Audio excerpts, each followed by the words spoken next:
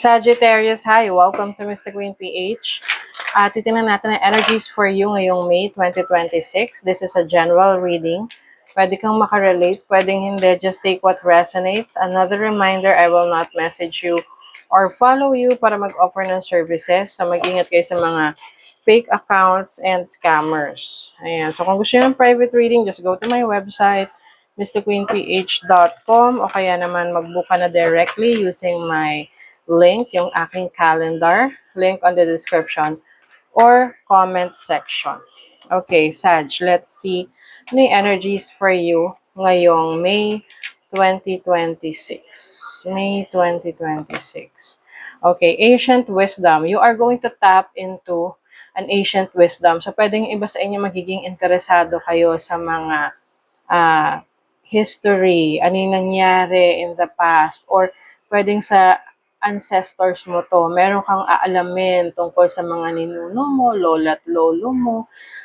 You want to explore new knowledge from, kumbaga new knowledge siya para sa'yo, pero it's a knowledge galing sa past. Pwedeng related sa history. Okay?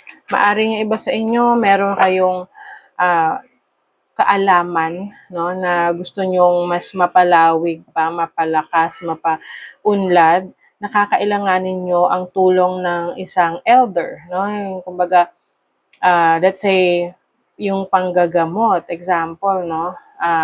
Meron kang lolo or lola or sa parent side mo, mother or father side mo na magaling manggamot. So, you might be learning about what they were doing in the past, no? Paano nila ginagawa yun. So, itong mga matutuklasan mo from your past or sa lineage mo, sa ancestors mo, ito ay yung magiging guide mo sa future mo para ma-realize mo or ma-validate mo kung yun talaga ang calling mo. Okay? You have healthy boundaries. So, you are going to set boundaries. Lalo na kung sa tingin mo ikaw ay natitake advantage ng ibang tao, that is your way of protecting yourself, protecting your energies, no? And also clarity. So ito na yung kaliwanagan sa gusto mong makamit sa buhay, no? Maaring meron kang i-validate na information na yun yung magbibigay sa'yo ng kaliwanagan na, okay, ito na talaga yung gusto kong gawin. Ito na talaga yung alam kong para sa akin. Ganon. And even sa decision making mo, mas magiging madali for you to decide ano yung iti-take mo na path, tatahakin mo. What is the overall energy for Sagittarius? Oh, the Wheel of Fortune. So this is about your destiny. Oo, I think, no, yung iba sa inyo, Sag, meron kayong minana na kakayanan, abilidad, talento sa ancestors ninyo na parang tinitrace nyo sa nanggaling yon, no? And you want to learn more about that. And another thing, this is about shift or change in your life na magsisimula ngayong May 2026. This is your destiny. Kumbaga ano siya, hindi mo siya kontrolado kasi dinadala ka na sa purpose mo. You are being called on to your life's purpose. Pwedeng iba sa inyo nagkakaroon ng awakening na, okay, ito yung aking purpose sa buhay. Magkakaroon ka na ng kaliwanagan dyan. Now, your challenge is the Ten of Wands. Some of you, maaring ma-realize nyo na parang, ay, ang hirap naman niyang gawin. Kasi, ang dami ko ng responsibilities, no? So, kaya nga, ito yung time na i-make sure mo na yung mga dinadala mo, yung mga binubuhat mo, ay talagang sayo. Worth it talaga. Kasi kailangan mong mag-set ng boundaries if you feel like pinapabuhat sa'yo yung hindi mo naman problema. 'Di ba? So, it's time to unload yung mga responsibilities na alam mo hindi naman talaga na sa'yo. Now, your opportunity is the Ace of Swords. Ayan, part ng change mo is yung pagkakaroon mo ng desisyon, on which path to take at kung ano yung kailangan mo ng simulan. Sword is about knowledge. This is about clarity. Okay? New beginnings. And this is going to be successful for you the moment na magsisimula ka pa lang at maniniwala ka sa kakayanan mo. Successful ka na agad doon. So, magtiwala ka sa sarili mo. Your blessing is the Eight of Wands. As a blessing, hindi ka maubusan ng energy ngayong May. You will continuously do what you want, what you think is good or best for you. There is also good news coming in. Maaring ito na yung hinihintay mo na pagkakataon na ma-showcase ang iyong talento, yung iyong skill set.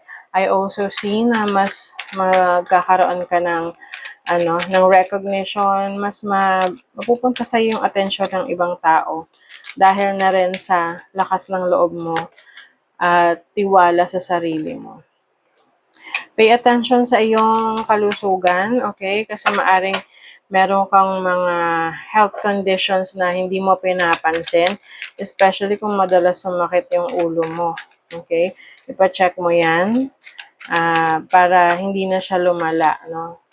Ayan.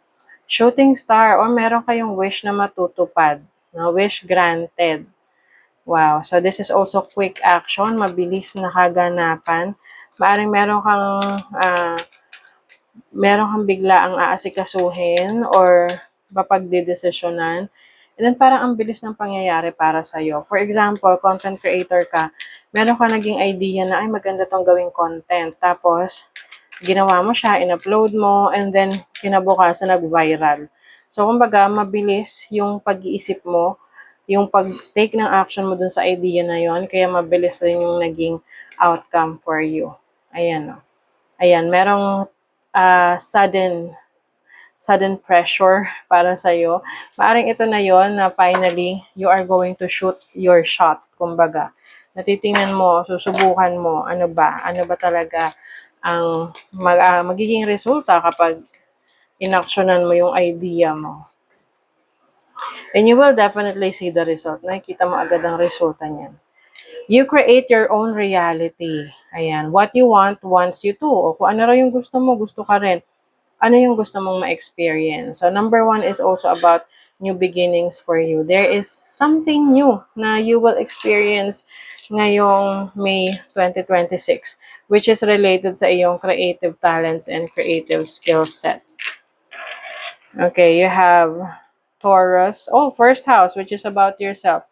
Moon in Taurus. Ayan. So, your instinct, your intuition is really on point. Ngayong May, I also see na mas magpo-focus ka na alagaan yung sarili mo, yung emotional needs mo, and also yung creativity mo. So, some of you, ito yung i-nurture ninyo, yung inyong creative talents and skills. Okay, so that is your reading, Sagittarius. Thank you so much. See you again.